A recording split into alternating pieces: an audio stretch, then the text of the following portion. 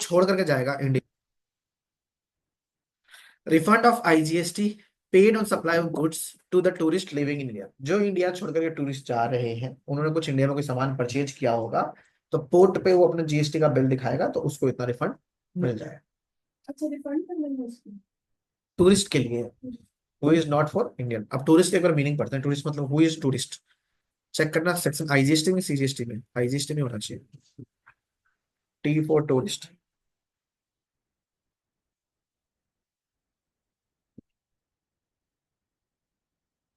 नहीं, सीजीएसटी में होगा मेरे ख्याल से।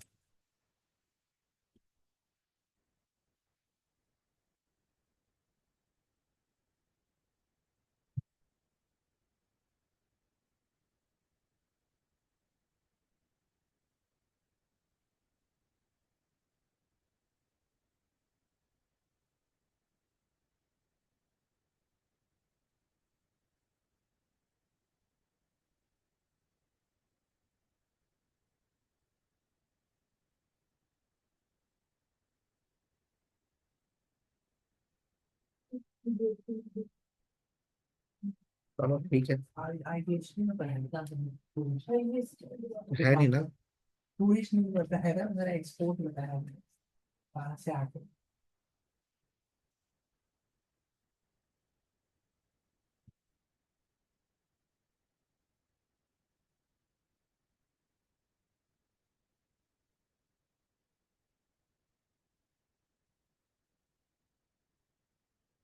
चलो जी, यहाँ देखो टूरिस्ट। सबसे पहली बात तो कह रहा है कि आईजीएसटी पे करो। The integrated tax paid by tourist living India on any supply of goods. देखो सर्विस की बात नहीं कर रहा, किसकी बात कर रहा है? गुड्स। और दूसरी बात, वो सीजीएसटी या जीएसटी की बात नहीं कर रहा, किसकी बात कर रहा है? आईजीएसटी की बात कर रहा है। Taken out of India by him shall be refunded in the such manner and subjected to the such condition and safeguards as we prescribe। देखो भाई एक चीज बताता हूँ। अच्छा, टूरिस्ट यहीं पे दिया हुआ है भाई। For the purpose of this section, the term tourist mean a person not normally resident of India who enter India for stay not more than 6 months for legitimate non-immigration purpose। मतलब 6 month से कम के लिए India का नहीं है, और यहाँ रहने के लिए नहीं आया, बस कुछ टाइम के लिए घूमने फिरने के लिए आया, काम धाम पे आया और जा रहा है। तो दो चीजें देखो, ये क्या कह रहा है कि जो आईजीएसटी सप्लाई चार्ज हुआ है उसका वापस मिल जाएगा। किस पे? गुड्स। इसके पीछे लॉजिक क्या है? तो गुड्स का प्लेस ऑफ सप्लाई क्या होता है? हाँ, जहाँ पे कंज्यूम होते हैं। तो ये गुड्स लेके जा रहा है, कंज्यूम तो वहां करेगा, प्लेस ऑफ सप्लाई बाहर हो गया, तो एक्सपोर्ट होना चाहिए लॉजिकली। तो इंडिया में तो प्लेस ऑफ सप्लाई ही नहीं, तो टैक्स चार्ज नहीं होना चाहिए। बट टूरिस्ट ने परचेज किया, दुकानदार ने उसे चार्ज किया, तो ये टूरिस्ट पोर्ट पे, एयरपोर्ट पे जाएगा तो बिल देगा, और उसको इनपुट टैक्स का रिफंड, आईजीएसटी का रिफंड हो जाएगा, गवर्नमेंट ऑफ इंडिया उसको रिफंड देगा। क्लियर है? डन। आगे चले, इतना सा सेक्शन है।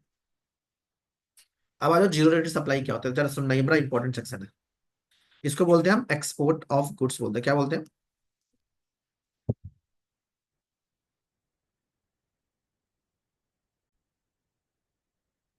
ये नाम जीरो रेटेड, तो जीरो मत समझना, पहली बात। इसको प्यार से जीरो रेट बोलते हैं, एक्सपोर्ट है। और एक्सपोर्ट ऑफ गुड्स पे और सर्विसेज पे जो रेट होता है, 5% भी हो सकता है, 12% भी हो सकता है, 18% भी हो सकता है, 28%, कोई भी रेट हो सकता है। और इस पे भी 18% हो सकता है, कोई भी रेट हो सकता है। इट डजेंट मीन की क्या है, जीरो। क्लियर है? आगे चले।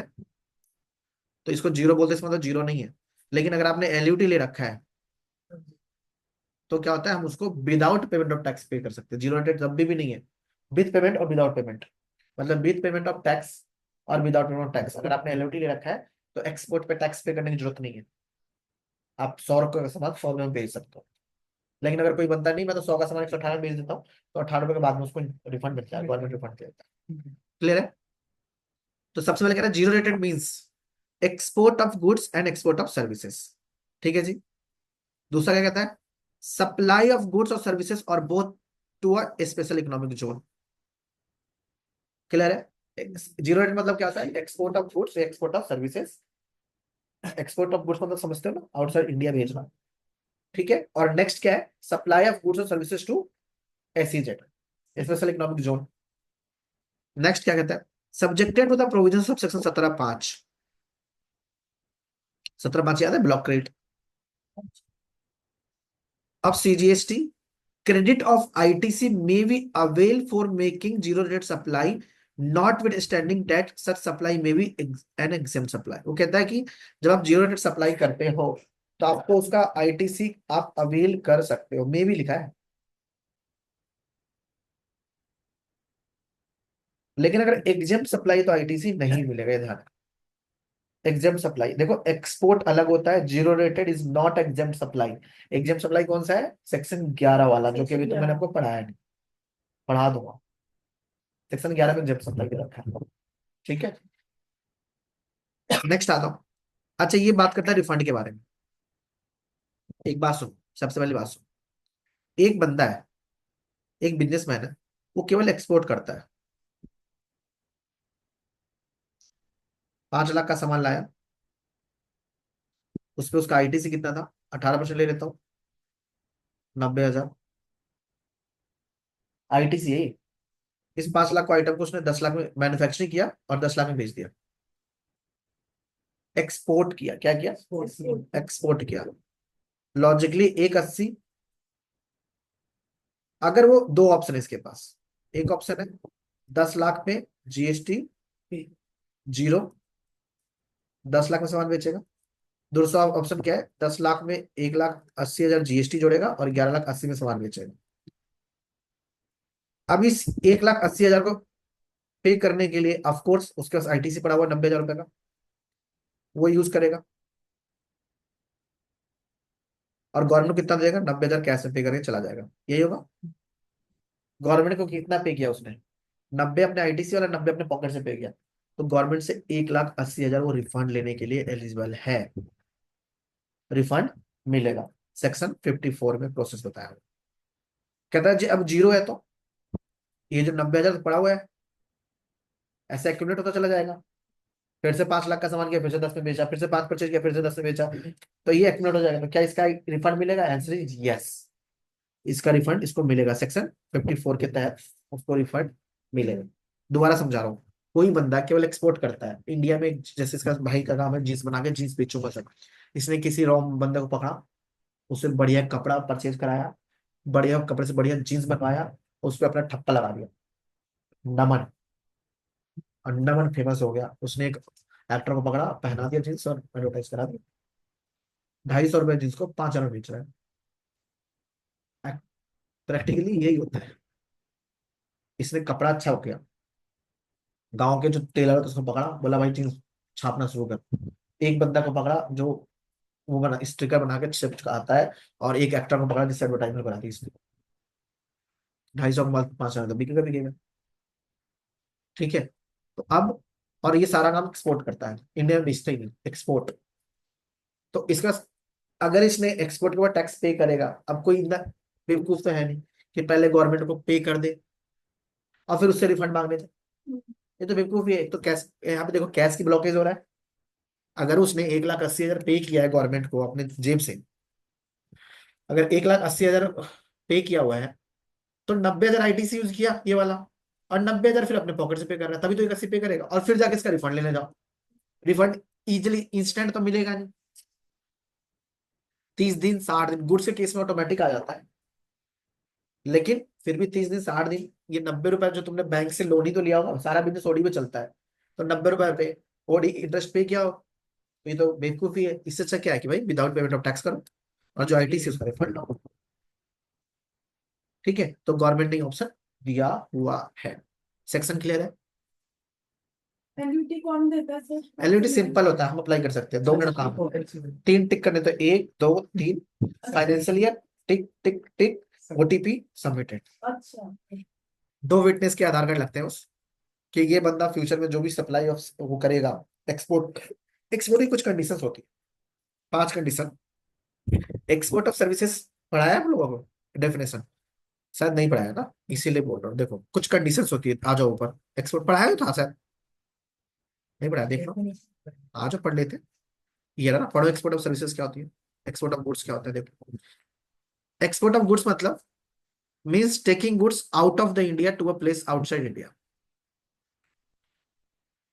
मतलब इंडिया से इंडिया के बाहर ले जाना, that is export of goods. लेकिन एक्सपोर्ट ऑफ सर्विस की 6 कंडीशन है। 5 कंडीशन, ये पांचों कंडीशन कंप्लाई होनी चाहिए तभी माना जाएगा एक्सपोर्ट। सबसे पहला क्या कहता है, supplier service is in India, नमन इंडिया में। The recipient of located outside India, जिसको ये सामान बेच रहा है outside India. Place of supply भी कहाँ होना चाहिए, आउटसाइड इंडिया होना चाहिए। Payment of such services receive in foreign exchange. और पांचवा कंडीशन है, जिसको इसने सामान बेचा है that is not mere relative. Relative कौन सा, चाचा ताऊ नहीं, एज पर सेक्शन 25 जो पढ़ाया था वो रिलेटेड।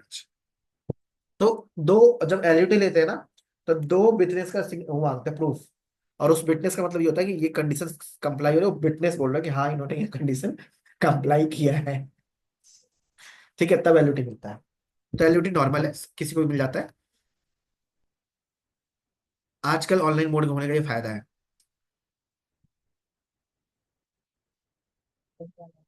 हाँ। एक अगरबत्ती वाला ना, धर्म दर्शन के नाम से, हाँ। उसका है ना, वो रॉ मटेरियल जो देता था 18% पे, हाँ। और उस पे लगता है 5%। हाँ, तो इन्वर्टेड ड्यूटी स्ट्रक्चर मिल जाता है हाँ, रिफंड। तो फिर उसके लिए क्या रिफंड कराता था हर क्वार्टर में, अच्छा। नोएडा वगैरह में।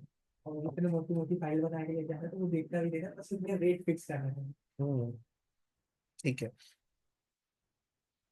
ए registered person making zero rated supply, मतलब एक्सपोर्ट कर रहा है, shall be eligible to claim refund of unutilise ITC. Unutilise जो इकट्ठा तो चला जाएगा आईटीसी, 90 हजार वाला, तो उसको रिफंड मिल जाएगा without payment of integrated tax. अगर वो एक्सपोर्ट करता है विदाउट पेमेंट, तो 90 हजार वाला तो ऐड होता चला जाएगा ना। ठीक है, तो वो वाली है। अंडर बॉन्ड और LUT in accordance with the provisions of section 54, मैंने ये बताया 54 के अकॉर्डिंग आपको मिल जाएगा। ठीक है। Next, provided that the registered person making zero rate supply of goods or service in the case of non-realization of proceed be liable to deposit the refund so receive under this section along with the applicable interest under section।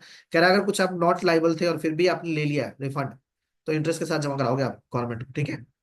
The government may, on the recommendation of council, on subject to such conditions, safeguard as processed by notification, specify a class of person who make zero rate supply and a class of goods or services may export payment and goods or services to claim the refund of tax। ठीक है जी, वही है। Section 54 में उन्होंने कुछ लोगों को identify कर दिया है रिफंड के लिए। ये देखो next, a person, a registered person making zero rated supply shall be eligible to claim refund under either of the following cases. He may supply a good service or both under the bond or LUT subjected to such condition safeguard procedure as may prescribe। ये सारे के सारे वही है भाई, section 54 के जो condition है वो कंप्लाई होगा तो आपको रिफंड मिल जाएगा। क्लियर है। सेक्शन 16 दिखाना क्या है इसमें?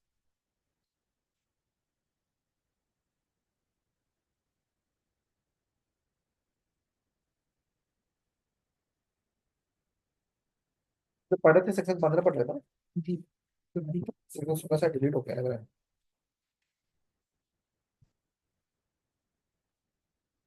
नहीं, 16 ही तो पढ़ रहे हैं। सेक्शन 16 ही पढ़ा है 16 ही तो पढ़ रहे हैं, तो ठीक तो है। हाँ ठीक है, ठीक है। अब देखिएगा सेक्शन 17 जो है, सेक्शन 17 ना आपस की है, गवर्नमेंट ऑफ इंडिया के आपस की है, हमारा नहीं। ये कह रहे हैं कि भाई, ये कह रहे हैं टैक्स का और सेटलमेंट ऑफ फंड कैसे करोगे। ठीक है जी, ये हमारे लिए वो नहीं है section, that is for officers.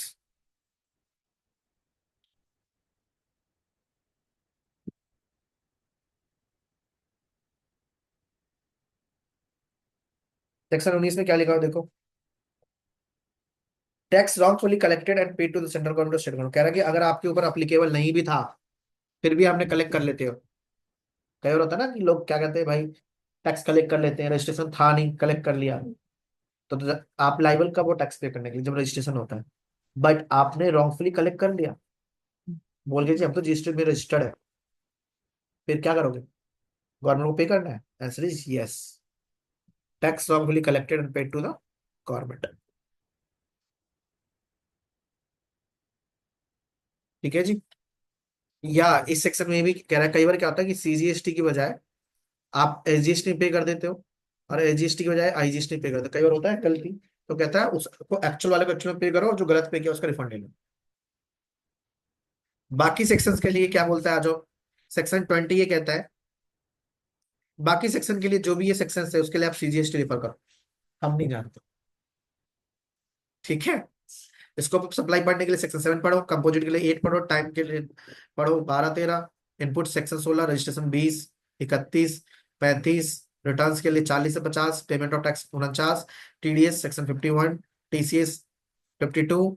मतलब ये कहना चाह रहे हैं कि सारे सेक्शन हमने ये मान लिया है कि ये हमारा ही सेक्शन है आईजीएसटी वालों के, और जो यहाँ लिखा है वो सब मान्य होगा। ठीक है जी। तो बाकी ये अब आपका इसमें कुछ नहीं है आईजीएसटी में जो आपसे रिलेटेड है, बाकी सारे सेक्शंस खत्म। ठीक है। तो आईजीएसटी आप समझो कि अब आपके लिए नहीं है अवेलेबल, तो क्लोज करते हैं। अभी सीजीएसटी हम पढ़ेंगे नेक्स्ट क्लास में, सीजीएसटी के सेक्शन पढ़ेंगे। सेक्शन जो आगे बचे हुए, सेक्शन 20 आईएसडी बड़ा इंपॉर्टेंट सेक्शन है, उसको आप नेक्स्ट क्लास में शुरू करेंगे। ठीक है। आज तक की इतना ही। कोई डाउट कोई कुछ हो तो पूछ लीजिए।